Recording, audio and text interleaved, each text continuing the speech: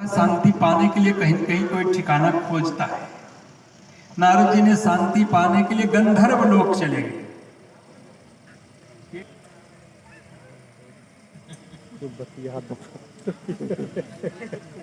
पिछड़ गए। गंधर्व लोग जब पहुंच गए तो वहां पर शांति पाने के लिए पहुंचे, लेकिन जब पहुंचे तो देखे वहां की दुनिया सब अशांत है। क्यों अशांत है? कोई लूला लंगड़ा, कोई अंधा, कोई कोढ़ी, इस तरह से पूरा क्षेत्र है। सभी कष्ट मुसीबत में परेशान हैं। नारद जी ने कहा हम तो यहाँ शांति पाने के लिए आए, यहाँ भी लोग सब अशांत हैं। एक बूढ़ा बुजुर्ग गंधर्व था, उससे उन्होंने पूछा भैया बताओ यहाँ के लोग इतना परेशान क्यों हैं? उस बूढ़े ने कहा क्या बताऊं भैया, नारद नाम का एक व्यक्ति कभी आया था यहाँ और उसने गलत मात्रा में बीड़ा बजा दिया, जिसकी प्रभाव से यहाँ का वातावरण दूषित हो गया। तब से यहाँ लूले लंगड़े अंधे अपाहिज पैदा होने लगे। नारद जी ने सोचा है तो हमारी वजह से ऐसा हो गया। अब विचार कर लेंगे कैसे ठीक हो। नारद जी ने पूछा उससे भैया बताओ कैसे ठीक हो सकता है? कहीं कोई ऐसा व्यक्ति आ जाता जो फिर से बढ़िया बीड़ा बजा देता, इस ईथर के अंदर में बढ़िया प्राण चेतना आ जाती, फिर से यहाँ का वातावरण सही हो जाता, अच्छे लोग पैदा होने लगते। नारद जी तुरंत वहीं से भागे, कहा बीड़ा किससे सीखे? तो बीड़ा वादनी कौन है बच्चों? सरस्वती माता। ब्रह्मलोक पहुंचे और जाकर सरस्वती मैया के चरणों में प्रणाम किए, माता हमको बीड़ा बजाना सिखा दो। और उन्होंने बीड़ा बजाना सिखाया। बीड़ा बजा के एकदम परिपक्व जब हो गए तो नारद जी के मन में आया कि अब हमको गंधर्व लोक चल करके और वहाँ के लोगों का कल्याण कर देना चाहिए। और वहीं से जाकर पहुंचते गंधर्व लोग और वहीं पर जाकर बीड़ा बजाना शुरू किए। और बीड़ा बजाते बजाते इतने मस्त हो गए कि बीड़ा की आवाज तीनों लोकों में पहुंची। जहां जहां पहुंची तहां तहां लोग मस्त हो गए। ब्रह्मलोक से ब्रह्मा जी उस बीड़ा की आवाज को सुन करके गंधर्व लोक आ गए। विष्णु भगवान गोलोक से गंधर्व लोक आ गए। शिव जी कैलाश को छोड़ करके गंधर्व लोग पहुंच गए। जितने भी देवी देवता ऋषि मनीषी सब गंधर्व लोग पहुंच गए, क्योंकि जहां से बीड़ा की आवाज आ रही थी, जैसे कथा की आवाज पूरे क्षेत्र में पहुंची, पूरे क्षेत्र के लोग यहाँ आ गए। क्यों साहब आ गए? आज तो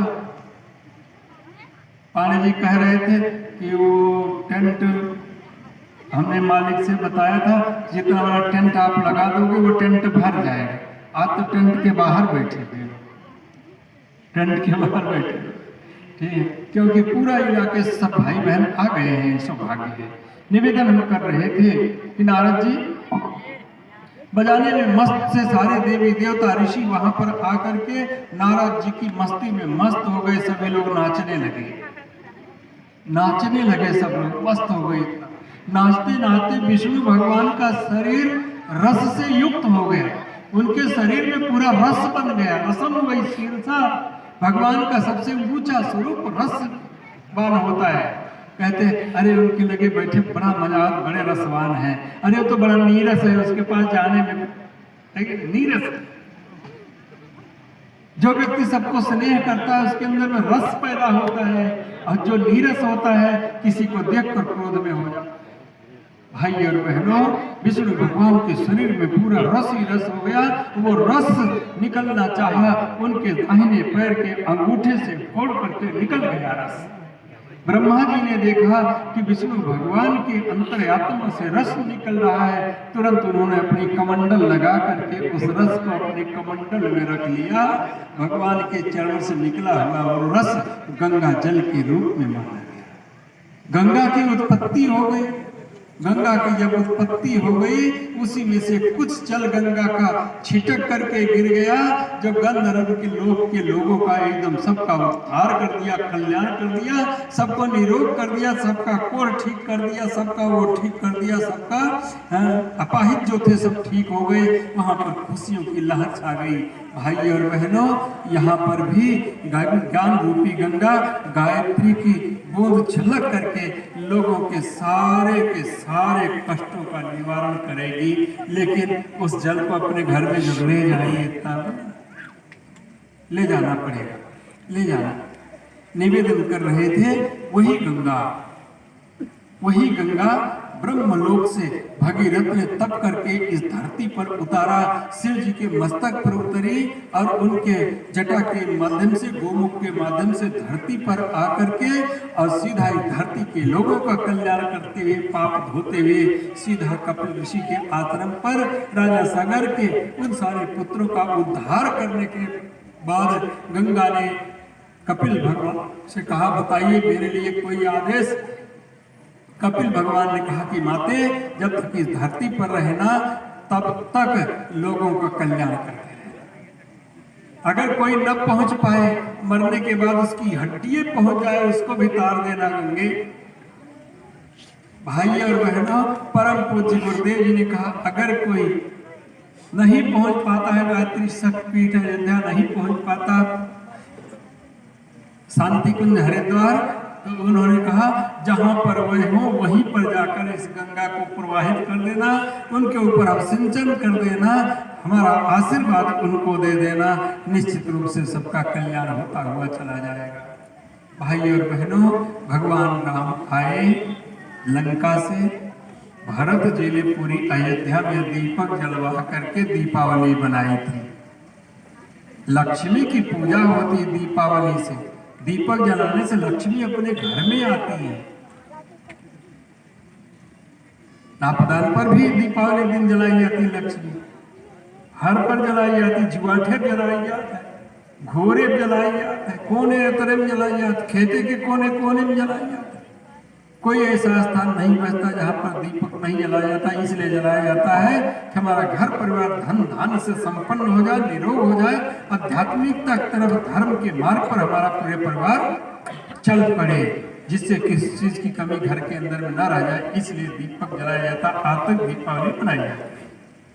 कृष्ण भगवान जब ब्रज की रक्षा करने को हुआ तो उन्होंने गोवर्धन की पूजा दीपक से करवाई थी। इतिहास साक्षी है, इतिहास साक्षी है। भाई और बहनों, जब अपने देश को आजाद करना था तो रावी के तट पर 40 नौजवानों ने जाकर अपने हाथ में दीपक जलाकर शपथ लिया था, जब तक देश को आजाद नहीं करा लेंगे तब तक चैन की नींद नहीं सोएंगे। आधी रात को अंग्रेजों को भाग जाना पड़ा। परम पूज्य गुरुदेव जी श्री राम शर्मा आचार्य ने कहा, दीपक के माध्यम से जन जन के अंधकार को, अज्ञान को हम मिटा के छोड़ेंगे। जो चिंतन के अंदर में अज्ञान है, उस अज्ञान को मिटा के छोड़ेंगे। लोगों के अंदर में फिर से सद्भावना भर देंगे, लोगों के अंदर में फिर से सन्मार्ग पर चलने की प्रेरणा भर देंगे, लोगों के अंदर में फिर से अपनी सनातन सभ्यता को लागू कर देंगे। आज हम अपनी सनातन सभ्यता को भूल गए, पाश्चात्य सभ्यता में हम अपनी सनातन सभ्यता को भूल गए। किस स्तर तक भूल गए कि वस्त्र तक उतर आया, चिंतन चरित्र तक पाश्चात्य सभ्यता उतर आई। हम पाश्चात्य सभ्यता में हमारे देश के अंदर में एक बार विवाह हो गया तो ऐसा माना जाता है कि 7 जन्म तक हमारी गांठ अब छूटने वाली नहीं है। लेकिन पाश्चात्य देश में सुबह को विवाह हुआ, शाम तक 3-4 विवाह हो गए। उसको विवाह किए, छोड़ दिए, दूसरा विवाह किए, उसको छोड़ दिए, तीसरा विवाह किए, एक दिन में 3-4 विवाह कर लेते। ये पाश्चात्य सभ्यता हमारे देश में आने न पाए। आज पाश्चात्य सभ्यता को अपने जीवन में उतारते लोग चले गए हैं। सनातन सभ्यता को पुनः अपने जीवन में उतार लिया जाए, पुनः अपने घर में दीपक जला करके अपने भगवान की आरती की जाए, पुनः अपने घर के अंदर में भगवान की पूजा पाठ की जाए। अन्न धान से संपन्नता बढ़ती हुई चली जाएगी। इन्हीं भावों के साथ आइए हम लोग दीप यज्ञ की तरफ बढ़ते हैं। एक दीप